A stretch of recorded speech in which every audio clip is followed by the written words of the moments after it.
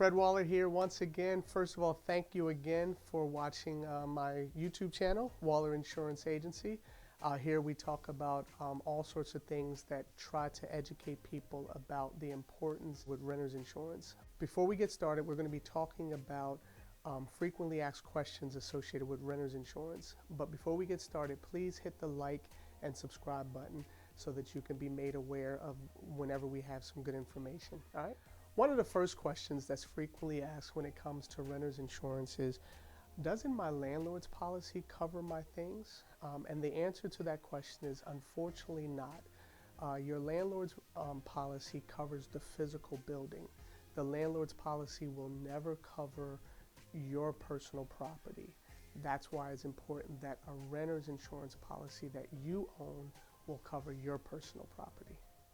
One of the second questions I normally get is renter's insurance expensive?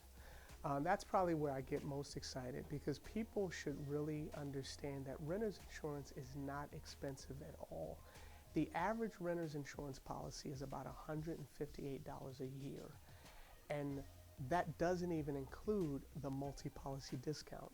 When you add the multi-policy discount, I'm seeing people get renter's insurance for like $80 or $90 a year.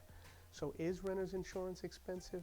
Absolutely not. In my professional opinion, it is probably the most efficient insurance in terms of what you pay for versus what you get. The final frequently asked question that I get sometimes is, well, Fred, my property really isn't worth that much. Do I even need renter's insurance?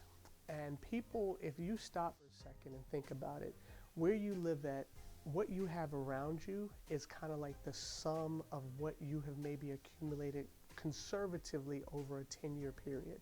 So if you think about stuff like your TV, your sofa, your clothing, your kids' toys, the Xboxes, your iPhone, it is nothing to easily add up to $20,000 to $25,000. And the problem is, with a loss like water damage or a fire, it's very difficult to go out and spend money to replace what it took you 10 years to accumulate. So when some people think that their stuff isn't worth that much, you'd be surprised if you stop for a second to think what it would cost you if you had to replace all of that stuff all at once in an effort to keep your life moving. So if any of these frequently asked questions is making you curious as to what it would cost you to get renter's insurance, what I want you to do is navigate over to my website, Waller Insurance Agency, and request a quote for renter's insurance, or for that matter, autos insurance, but primarily we're talking about renter's insurance. Put a request in for renter's insurance, and one of us will get back to you as soon as possible with no obligation, free quote, to see if we can get you started protecting your very valuable property.